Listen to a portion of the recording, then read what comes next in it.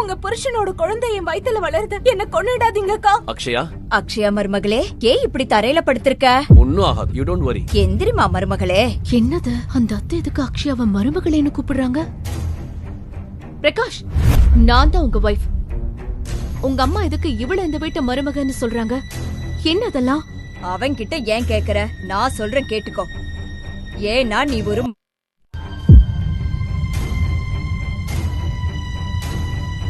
வம்சத்தை வளர்க்க துப்பில்லாத நீ எல்லாம் ஒரு பொண்டாட்டியா? அவதான் இந்த வீட்டு மருமக, என் வாரிசு தரப்போறவ. பிரகாஷ், அக்ஷயா வயித்துல வளர்ற குழந்தை அது உங்களோடதா? ஆமா, இனிமே அக்ஷயா தான் என் கூட இருப்பா. நீ டிவோர்ஸ் கொடுத்துட்டு இங்கிருந்து கிளம்பலாம். பிரகாஷின் அந்த பதிலை கேட்ட நித்யாவின் மனது சுக்குநூறாக உடைந்து சிதறியது. தன் சொந்த தங்கையாகவே நினைத்து பாசம் காட்டியவள் இன்று தன் கணவனுக்கே இரண்டாம் தாரமாக வந்து நிற்பதை அவளால் ஜீரணிக்க முடியவில்லை. வெக்கமால? நீ எல்லாம் ஒரு பொம்பளையா? உன் சொந்த அக்கா வாழ்க்கையை அழிக்க உனக்கு அசிங்கமா இல்ல?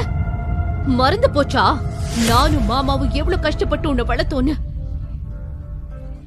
நீ வெளிநாடு போய் நல்லா படிக்கணும், உன் எதிர்காலம் நல்லா இருக்கணும்னு என் வாழ்க்கை முழுசும் தியாகம் பண்ணனே. ஆனா நீ உன்னோட இந்த அழகு வச்சு என் வாழ்க்கையவே எரிக்க பாக்குறியா? நிறுத்து உன் தியாக நாடகத்தை.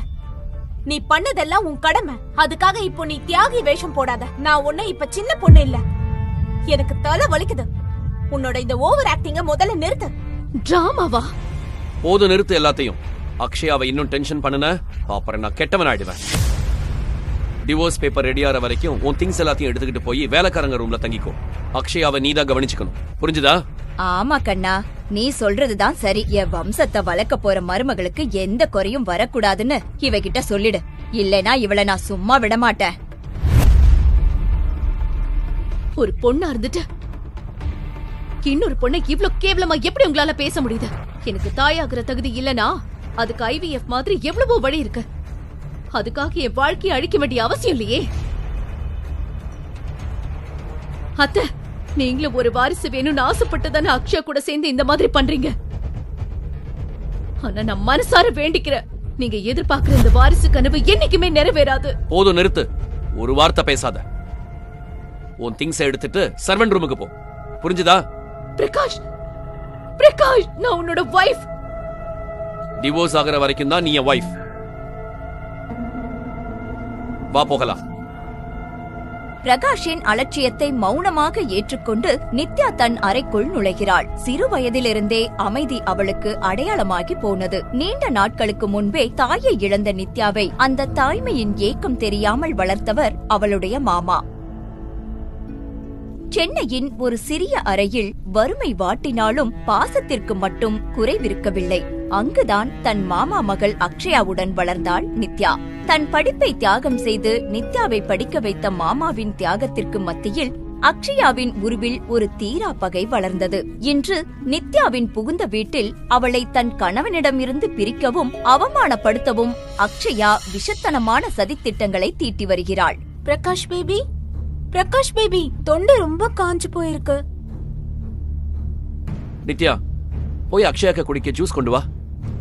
அக்ஷயாவின் முகத்திரையை கிழித்து எறிய வேண்டும் என்ற ஆத்திரம் நித்யாவின் மனதிற்குள் எரிமலை போல பொங்கியது.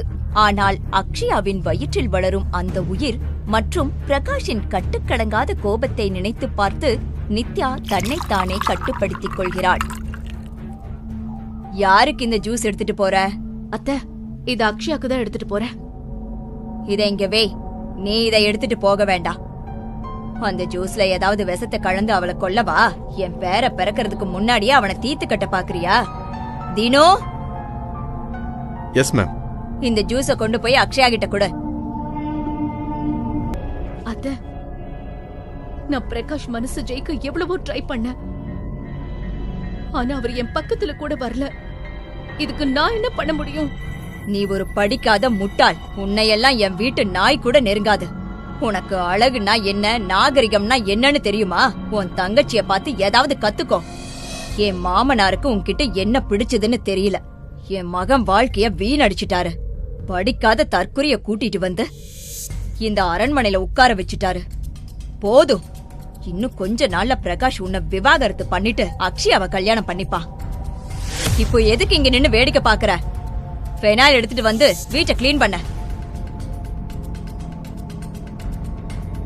வீடு முழுவதையும் துடைத்து சுத்தம் செய்து களைப்பு ஒருபுறம் இருந்தாலும் எப்படியாவது பிரகாஷிடம் பேசிவிட வேண்டும் என்று அவன் அறைக்குள் நுழைகிறாள். தன் மனதிற்குள் தைரியத்தை வரவழைத்துக் கொண்டு அவனிடம் பேசத் தொடங்குகிறாள்.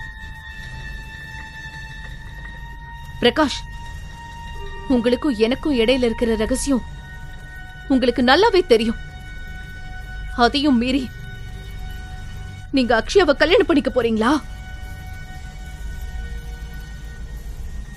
நீ அப்படி நினைச்சா இங்கிருந்து கிளம்பலாம். உன்னோட தந்திரத்தால எதையாவது சாதிக்கலாம் நினைச்சா அது நடக்காது. நீ நினைக்கிறது நடக்க நான் விட மாட்டேன். தந்திரமா? பிரகாஷ், உங்க தாத்தா அந்த நிபந்தனையை போடலனா நான் உங்களை கல்யாணம் பண்ணிருக்கவே மாட்டேன். எனக்கு எல்லாம் தெரியும் நித்யா. உன்ன மாதிரி குடிசையில வளர்ற பொண்ணுங்களுக்கு புத்தி எப்படி இருக்கும்னு எனக்கு நல்லாவே தெரியும். நித்யாவின் வார்த்தைகளில் இருந்த நியாயத்தை புரிந்து கொள்ள மறுத்த பிரகாஷ் கோபத்தோடு அறையை விட்டு வெளியேறினான். நித்யா வழக்கமாக படுக்கும் படுக்கை இன்று அவளுடைய தங்கை அக்ஷயா ஆதிக்கத்துடன் படுத்திருந்தாள். எரியும் நெருப்பில் எண்ணெய் ஊற்றுவது போல அக்ஷயா ஒரு கொடூரமான திட்டத்தை தீட்டினாள். இப்ப இருக்க உண்மையான கச்சேரி. நித்யா, எதுக்கு சோப்பு தண்ணிய தரையில கொட்டி வச்சிருக்க?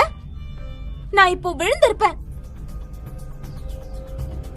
பிரகாஷ், பிரகாஷ், பிரகாஷ், இங்க பாருங்க. பிரகாஷும் அவன் அம்மாவும் பதறிக்கொண்டு ஓடி வருகிறார்கள். பிரகாஷ், இவ என்ன தள்ளி விட்டு என் குழந்தைய அழிக்க பாக்குறா. பிரகாஷ், நான் தண்ணிய கொட்டல. வாய மூடு. எதுக்கு பேசுறியா? அம்மா, எந்த சூழலிலும் நித்யாவை இந்த வீட்டை விட்டு வெளியேற பிரகாஷ் அனுமதிக்க மாட்டான் என்று அவள் மனம் நம்பியது. இப்பவே என் வீட்டை விட்டு வெளியே போ. பிரகாஷ், பிளீஸ், நான் எங்க போவேன்? நான் உங்க பொண்டாட்டி. பிளீஸ் என்ன இப்படி பண்ணாதீங்க பிரகாஷ். நீங்க எப்படி சொல்றீங்களோ நான் அப்படியே வாழறேன். ஆனா வீட்டை விட்டு துரத்துறாதீங்க. Please, please, please, please, please, please Prakash, please. நான் இப்ப எங்க போவேன்? தான் விரித்த சதிவளை இவ்வளவு கச்சிதமாக பழித்ததை எண்ணி அக்ஷயா தன் மனதிற்குள் வஞ்சகமாக சிரித்துக் கொண்டாள். தன் பாதையில் இருந்த முள் நிரந்தரமாக அகற்றப்பட்டு விட்டது என்று அவள் மமதையில் மிதந்தாள்.